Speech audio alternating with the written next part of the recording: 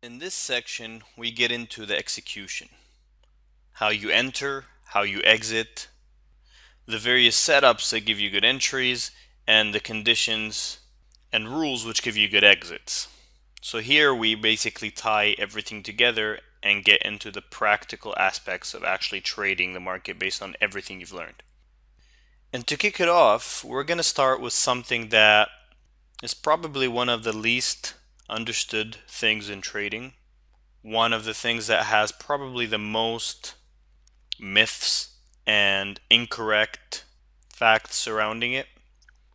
This particular thing, I know for a fact that the majority of so-called gurus or educators out there teach this particular thing wrong and teach it in a way that's going to make things the least efficient for you in terms of entries.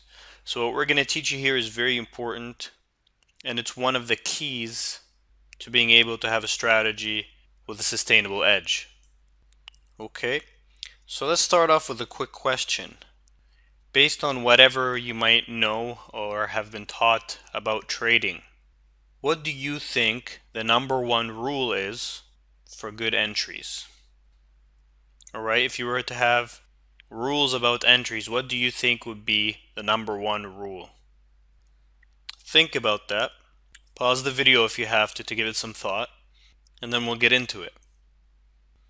Okay, so I hope you've given it some thought. And here is our number one rule for entry. And as you see, our number one rule for entry is that you do not wait for confirmation. Now, this might go against everything that you've been taught, or maybe you haven't considered the whole subject before and knew that there were good rules to entry. Regardless, this is something that you really have to understand and apply in your own trading, okay? And the best way to explain the whole issue and the risks of waiting for confirmation and the benefits of not waiting is to just jump into the charts and show you. So let's do that. Here we are in the charts to take a look at a specific example so you can understand this rule. We're assuming that we're trading this particular day, okay, on the right. And coming into this day, we had done our pre-market prep and we had identified this particular area as a support zone that's important. Of course, we would have identified other support zones too, but I'm just going to use this as an example now. And this is a support zone, of course, because this is the high volume node of the previous day, right? And this is the thickest part of it. So we've defined our support from 1410 to 1408.75. So it's about a 1.25 point support zone. Okay. And so on this day, we open up and we try to test higher. The sellers reject it and they come down. And then they finally come down to test this previous day's support zone. All right. Now, here's what most trading teachers would tell you to do. They would tell you that, okay, if this was a good support zone, then you wait for the price to get here and display some sort of setup, and we're going to get into the setups, but let's assume, and we'll get into it, that one of the setups is some kind of short-term exhaustion, and you see it on this particular bar. Okay, so on this big down bar, by the end of it we see some kind of short-term exhaustion happening at this support area. So that's a good buy setup. All right. Well, what most trading teachers will say is that, okay, now you have your setup, but now you need an entry trigger. All right. So they go, okay, setup is different than an entry trigger. And just because you have your setup, it doesn't mean things are going to trigger. So what they would need for an entry trigger to get you into this trade, as this setup has shown up, is what? Confirmation. Okay?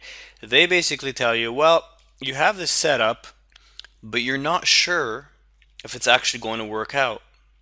And the best way to be sure is to wait for confirmation. So they tell you that once it hits here, you need to see some kind of strong bar the other way to the upside to confirm that this area is holding. And once you see this strong bar, then you buy, all right? And that's the time you get into the trade. Now, of course, that seems logical, all right? It seems very logical to wait for something that confirms, yep, this zone is holding, let me get into this thing.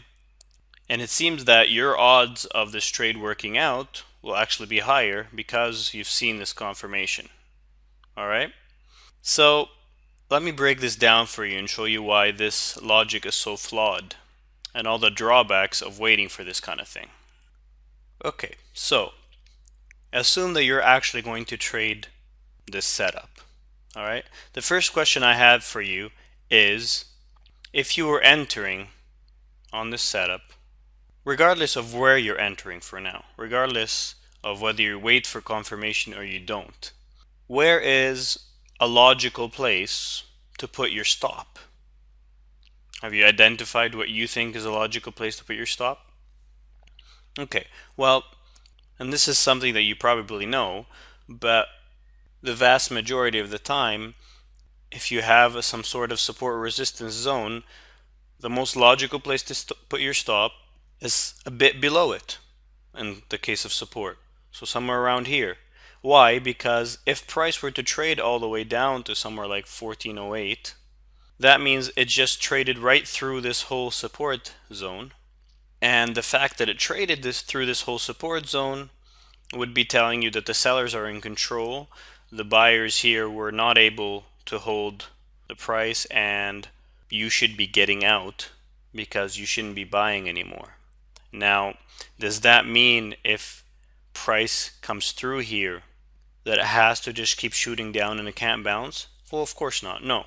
But all it means is whether this was a fake breakdown and it's going to pop back up or not, you can't take the risk of sticking around to see. You just have to take your quick loss and get out. All right?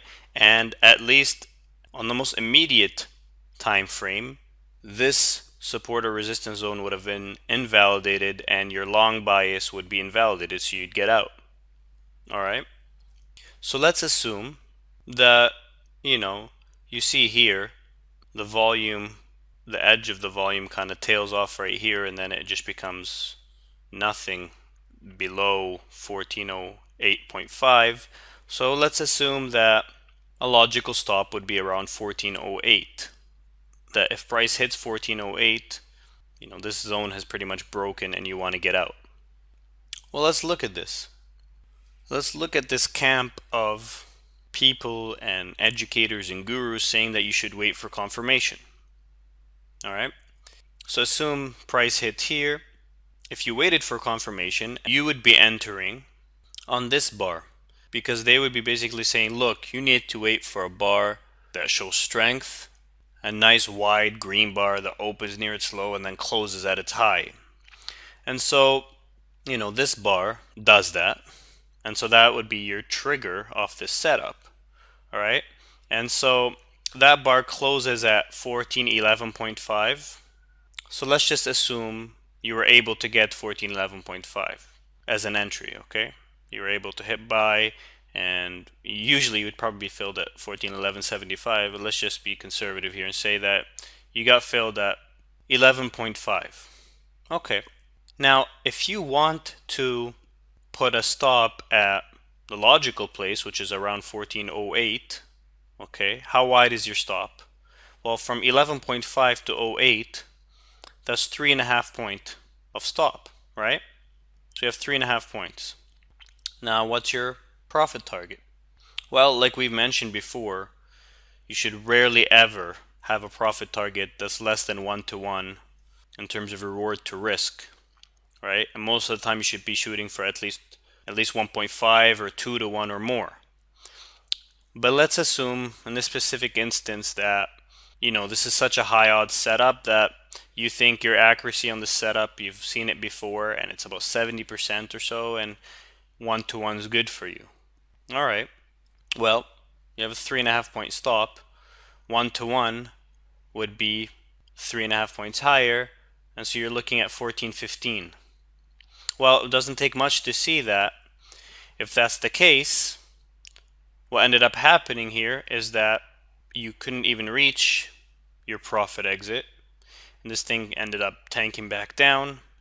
And if you had moved your stop to break even, which would be like way up here, 1411.5, you were taken out right away. And if not, you had a complete loss. Okay? Even though this thing bounced off your support zone by 4 full points, you had a loss. Or at least definitely no profit at all. Alright? Now contrast that with if you hadn't waited for confirmation. Well, if you hadn't waited for confirmation and the support zone is around 1410 to 1408.75, let's assume you want to buy one tick above the support zone just to make sure you get filled. Now you can choose. Sometimes you'd want to put your order right in the middle of it. At other times, no, and we'll get into those when we get into the setups, but I'm just talking about general principles here. So you don't wait for confirmation, you're just going to put it at the edge of the zone, okay, with a stop below the zone. So you're entering at 1410.25, one tick higher than the zone, okay, just to get filled, and your stop's at 1408, so your stop is 2.25 points. Well, it doesn't take too much to see that if that were the case and we got this bounce, you easily got your 1-to-1, right? Because 1-to-1 would be 12.5. And even if you were going for your 1.5-to-1 reward to risk, which would be about 3.5 points, you would have still got it because it hit 14, and that would be at 13.75. So in just this one example, we see that waiting for confirmation gave you a complete loss, while not waiting for confirmation, you actually ended up with a decent winner. All right. Now, why is that? Well, the simple fact is that if you wait for confirmation, by default, you have to have a wider stop. And when you have a much wider stop, you need a much wider profit exit just to give you a decent reward to risk to even take that trade. Okay? And when that happens, the ironic thing that happens is that your accuracy actually drops. Now, we've mentioned this before in the training, that accuracy, even though it has to do with entries and knowing which zones to pick that are the good ones, it also greatly has to do with exits. If you remember, we talked about this. And to give you an example, if you're only exiting for half a point at any time, well, the vast majority of the time, you're going to get half a point almost at any level. There's just by the pure noise of the market, you're going to get half a point winners. So you would be very accurate. If you had 2-point stops and you were only looking for half-point winners, you could probably be accurate 90% of the time. Now, that doesn't mean that the strategy is going to make you money. Like we've discussed, you get edge erosion from commissions and slippage and all of that, and you'll end up with a negative edge. It's just not sustainable. That's why you wouldn't do that. But the point is that the exit actually influences the accuracy of any specific setup.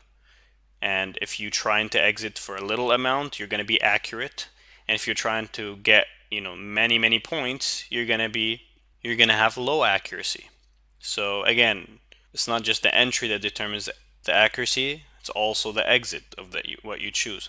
And so what ends up happening is when you wait for confirmation, you're degrading your accuracy. It's extremely counterintuitive. On the one hand, it might seem like you're increasing your accuracy because when you wait for confirmation, it's proving that, hey, this is working, right? So you should have higher accuracy.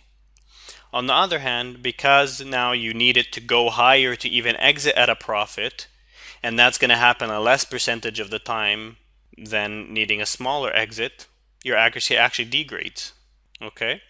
So just this thing shows you that not waiting for confirmation always gives you a tighter stop, and having a tighter stop means you can have a tighter exit, and having a tighter exit means you're going to be filled on the exit a greater majority of the time. Your accuracy is actually going to be higher. All right, now let's go to the other side of the argument. Okay, someone who thinks waiting for confirmation is a good thing might argue that that even though waiting to get in after this rise degrades accuracy, it's a good thing because it'll also help you avoid the losses where this thing drops and then just keeps dropping right on through here. So the argument would be that if you do wait for confirmation, you would avoid entering a trade that kind of just drops right through this, right, without bouncing. Because you only get in when the trigger hits, and the trigger is the bounce. So if this thing comes down and just goes right on through, you would avoid that loss. So their argument is that if you don't wait for confirmation, you're just going to take it automatically here or whatever, and it's just going to go right through, and that'd be a loss, right? Now, once again, this argument does make sense, and here there is a point that yes, sometimes this will happen. But in anything, you have to look at the overall or cumulative effect, not just a percentage of the cases. Okay? And what is the overall cumulative effect? Well, let's think about that for a second. If this is a high probability zone in which there's a good odds of a bounce, and the only reason you should be trading there to begin with is if that's the case. Okay? So if you've determined that this is a high probability zone, and over time and experience you've realized that these kind of trades, this kind of setup will give you 60 or 70% of the time a decent bounce, a tradable bounce, then even though sometimes this thing's just going to go right through it with no bounce at all, that's going to be a minority of the time by definition. And it won't be, if this thing has 70% accuracy, let's say, it's not going to be 30% of the time that it just cuts right through it. Often what will happen is it'll hit it, show this kind of bar as if it's working or confirming, and then tank down, right? And so in reality, it might only cut through it maybe 10-15% of the time straight through with no bounce whatsoever. Okay, so if you wait for confirmation, yes, you do avoid those 10-15% of the time where it just cuts right through the area. Fine. But what about the 70% of the time that not only does it bounce a bit, but it actually has this kind of a tradable reaction? Well, in that case, many of those times waiting for confirmation like we showed will give you a loss instead of an outright winner. And the other times, let's assume this thing just keeps going up a lot. So whether you waited for confirmation or not, both ways you got the winner. Well, regardless, if you don't wait for confirmation, you can get a larger winner than if you do in those instances. Because let's assume, you were trading it for a bigger target, let's say for a retest of this high, which is often a typical trade that you would take in certain scenarios. Well, a 2.25 point stop and then a retest of this high gives you about a little over 6 points of profit for 2.25 points of risk, almost 3 to 1. Whereas if you're at 11.5 and you have 3.5 points of risk, a retest of this high doesn't even give you 1.5 to 1. All right, it's only about 4.5 points or so with a 3.5 point risk. So you see, you're going to make less money.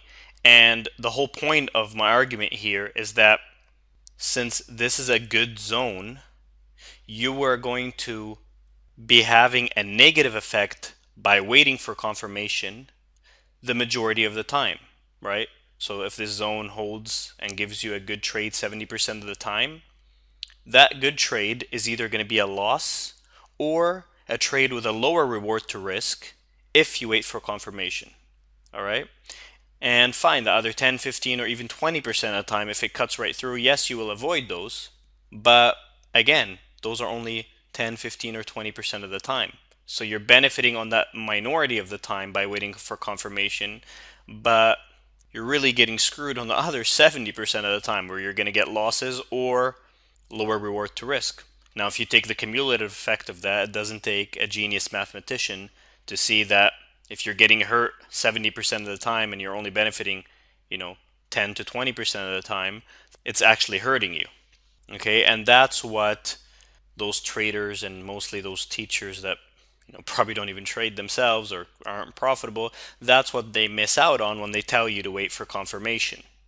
They point to the times that waiting for confirmation saves you from a loss where it cuts right through. Fine, but what about the other 70% of the time when you're degrading the accuracy and the reward to risk? What about that? What about the cumulative effect? That's what you should be asking. All right. And then the other argument that they'll make is that, okay, since you got this quote unquote confirmation, you could keep your stop small, for instance, by instead of putting it all the way down to 1408, by putting it below this recent little low, right? Because, it's just confirmed, and if it came back down, it would not be confirming. Well, that's another flawed argument, because the reality is that this quote unquote confirmation bar is overrated. What I mean by that is that often what will happen is we won't get just a pure clean bounce right off of here. And now, in this specific example, it seems like it's great. You got this bar and it just foreshadowed this, right? But what'll often happen is something more like this. And let me get rid of this profile so you can see it more clearly. Okay.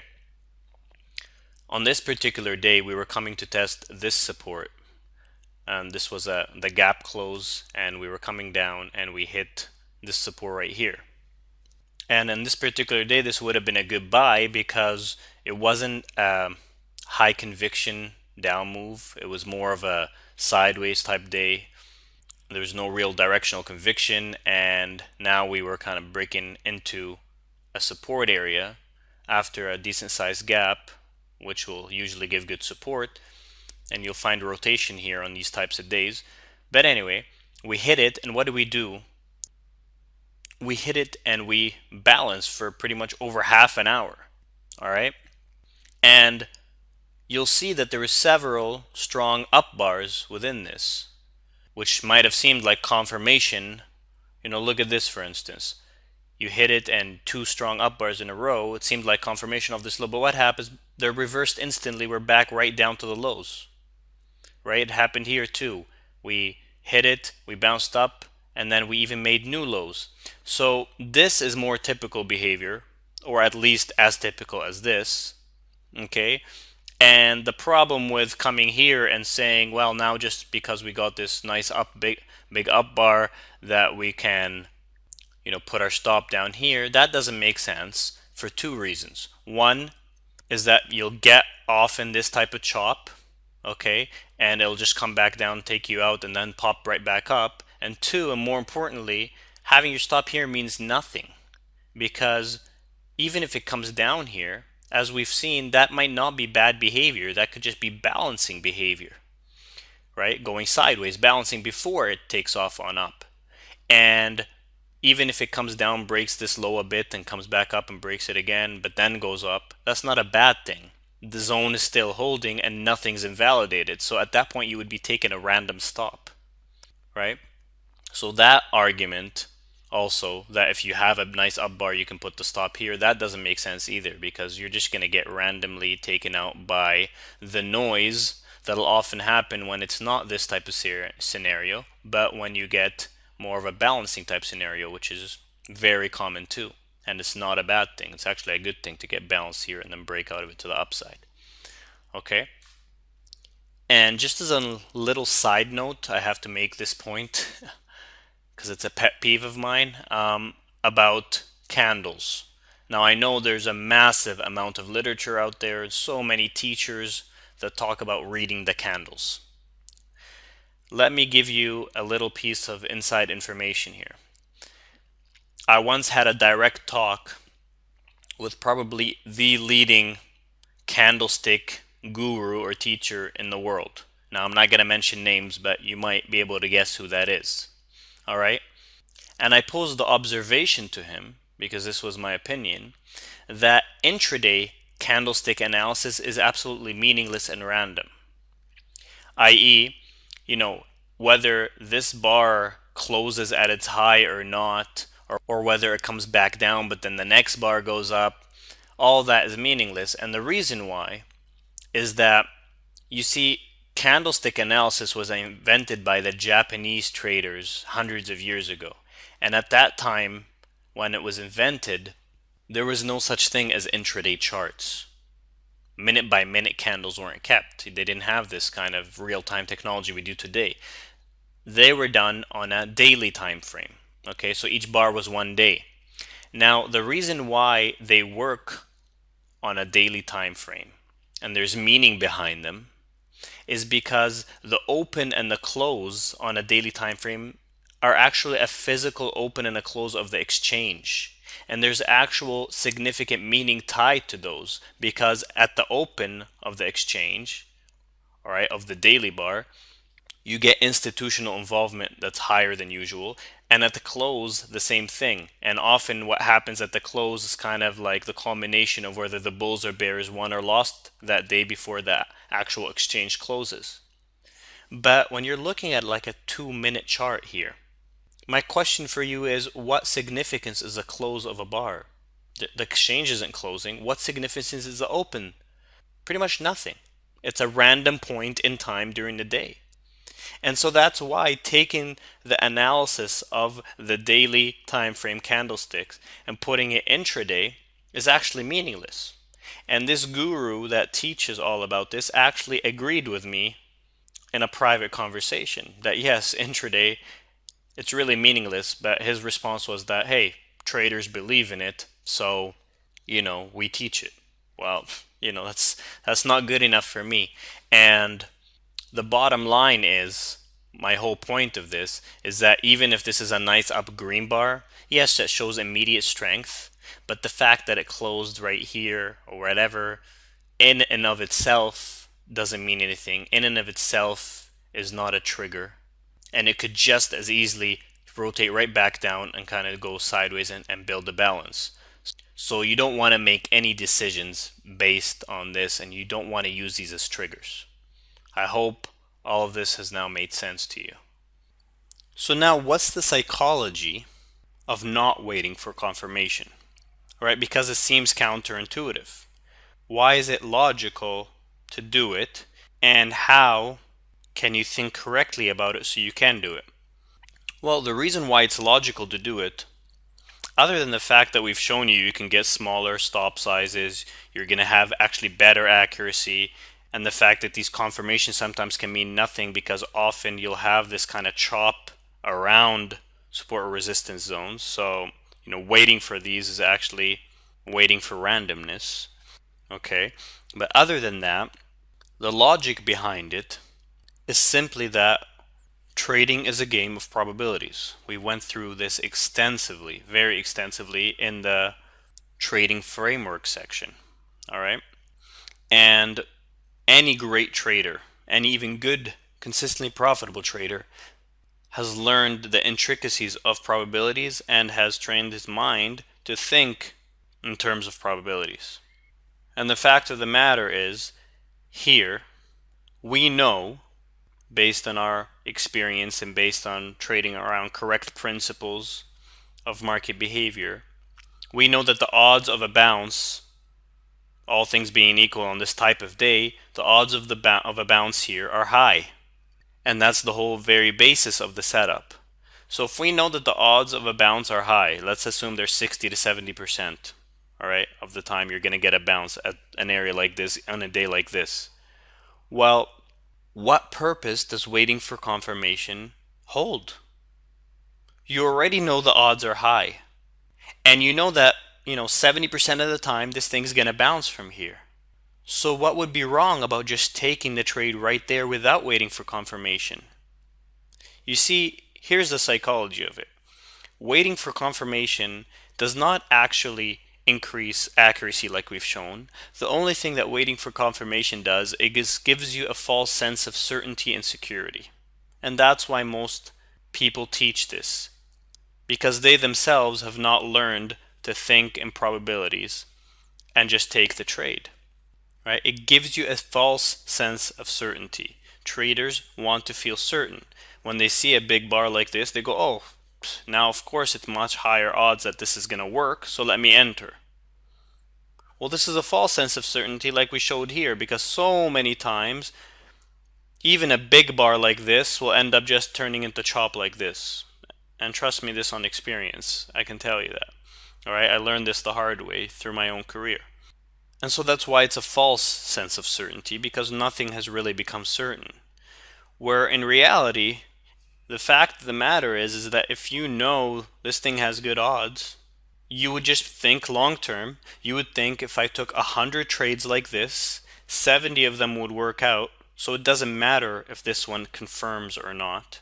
I'll just take them right there and know that over the long run, over a large number of trades, I'm going to come out ahead. And isn't that enough reason to take the trade? What is the point of waiting for confirmation? You see, when you realize that you don't need to have certainty, that you can think in probabilities, and that it actually makes sense logically and even mathematically, then you realize there's no point of waiting for confirmation. You just take the trade. Sometimes it will be a loss, and sometimes it'll be a winner. And if you're trading the trade in the correct context at a good support or resistance zone based on everything you've learned how to do that, then you will come out ahead over a large number of trades. Simple as that. And so the psychology of this, the way you have to train your mind is to think exactly like that. And you just think, do I have good odds? Is this making sense in terms of the context of the day? Okay, take the trade right as it's slamming into this. Now you got to realize that this is going to seem scary as hell. And let me show you by zooming in just to hear what it would have looked like before the bounce. Okay, here it is right before the bounce.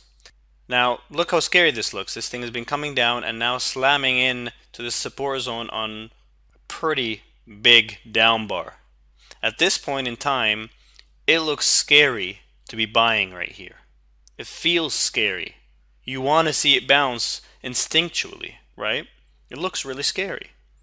But the good traders will also realize that because it looks really scary, that means there's panic in the air. That means most traders would not be willing to buy it right here. It would seem too scary for them. They would want certainty. And when most traders can't do something, that's when you have great opportunity. And you have to learn to train your mind to trade against most traders, not with them, because most traders are losing. This is trading against most traders. You buy it right into the support zone when it looks scary, when it looks like the world's going to hell and it's going to break down for sure. Trust me, most of these are going to look like that. Most educators are going to tell you, this is a very bearish bar. You don't want to be buying this. Well, it's not about one bar, like I just said. It's about the overall context. This is a strong support zone.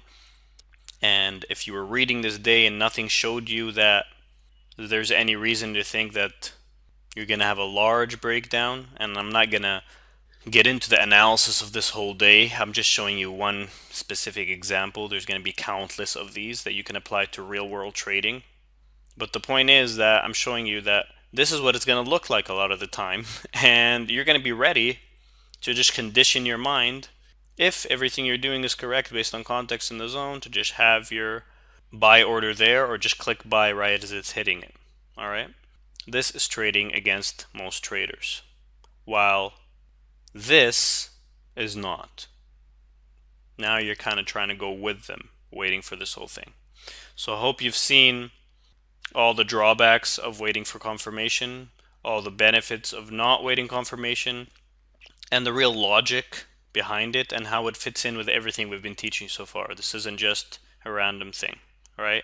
And I'll tell you that any trader worth his or her weight knows this concept, understands, like we taught in the initial session about strategy, that not waiting for confirmation is what's going to give you the best trade location. And trade location is the thing that we talked about that is a requirement for a strategy with an edge. The more you wait for confirmation, the worse your trade location gets. Now, there are some good trading educators that also happen to trade their own money that do teach this, but since the majority don't actually really trade or don't actually know how to trade and make money consistently, they teach wrong concepts. And we'll revisit this concept when we talk about jumping on board trending moves, because in that case, you're actually going with momentum. You're not fading a zone. But even then, I'll show you how you're not actually waiting for confirmation. And I'll explain that to you from the context of getting on board trending moves. But for now, we're talking about support and resistance zones, and I hope you've understood the concept well.